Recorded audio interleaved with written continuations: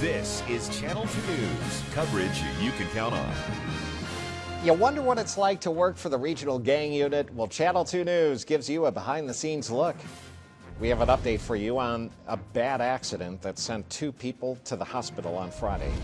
Plus, 1 man remains in the hospital after a shooting in Reno yesterday. Those stories top your news right now at 5:30, Wednesday, December 24th. Good morning.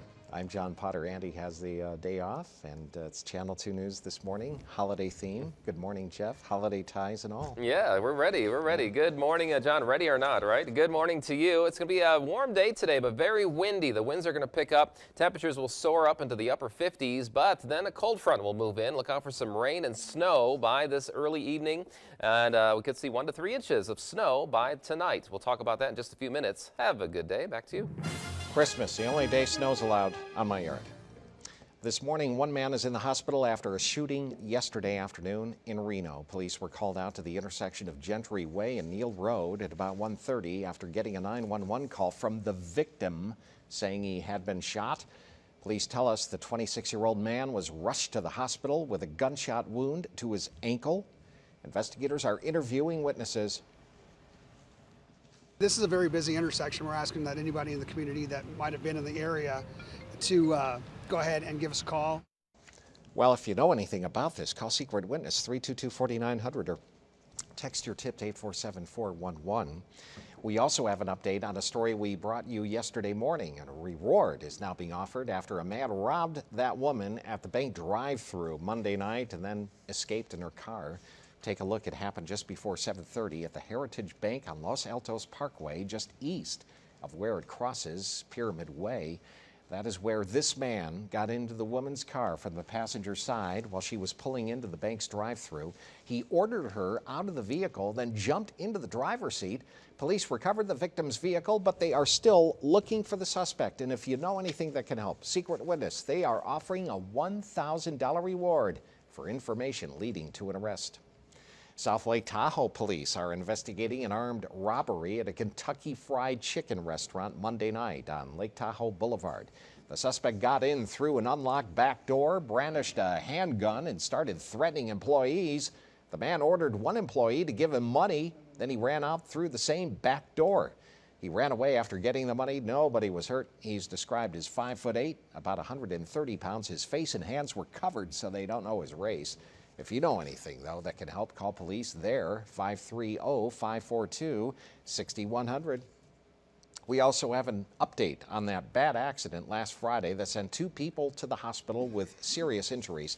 Police identify the 2 victims as 19-year-old Blaze Bricado and Andrew Cohen. They were hit in an SUV at Virginia Street and DeLucci Lane right by Whole Foods at about 2:30 in the afternoon Friday. The driver of the Jeep that hit them, 22-year-old Nicole Coate, was treated and released with minor injuries, and police think she may have been involved in a hit-and-run accident just before this accident. If you know anything to help investigators, call Reno Police. Their number, 334-2141. New this morning, a former Mineral County deputy sheriff has been arrested after a lengthy investigation by the Lyon County District Attorney's Office. This man, 34-year-old Saverio Sammy Scarlata, was arrested yesterday on several charges, including obtaining a controlled substance and a false report by a public officer. An investigation was launched after an inmate mentioned his prescription was taken and a deputy was involved. Scarlata was charged and booked into the Lyon County's detention facility in Yerington.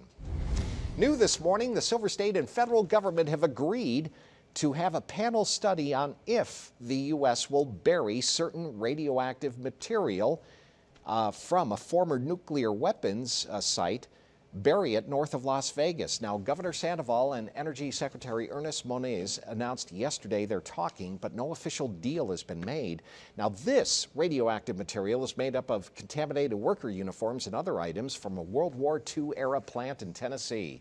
Nevada balked at the plans before, but officials are now optimistic that shipments could be sent as soon as early next year.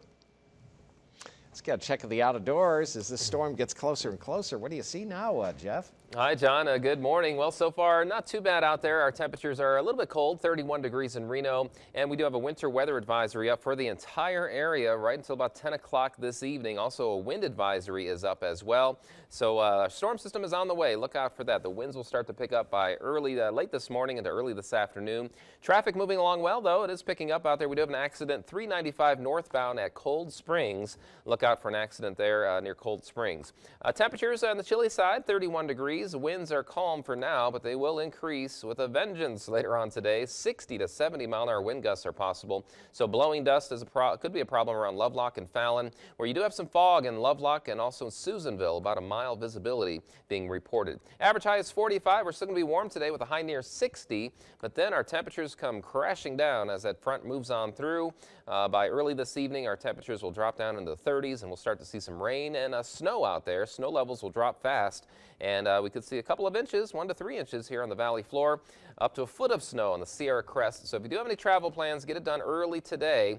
I'm thinking by early this afternoon, we'll start to see some snow up in the mountains, and combined with the wind, it's going to be nasty travel conditions over the passes by this evening. So look out for that. We'll talk more about your weather in just a few minutes. Hey, get out there. Have a good Christmas Eve. John, back to you. All right, my man. Well, the Regional Gang Unit is doing all it can to prevent gang crimes from happening here. The Gang Unit is made up of city, county, state, and federal law enforcement, all working together to check for graffiti and talk to neighbors.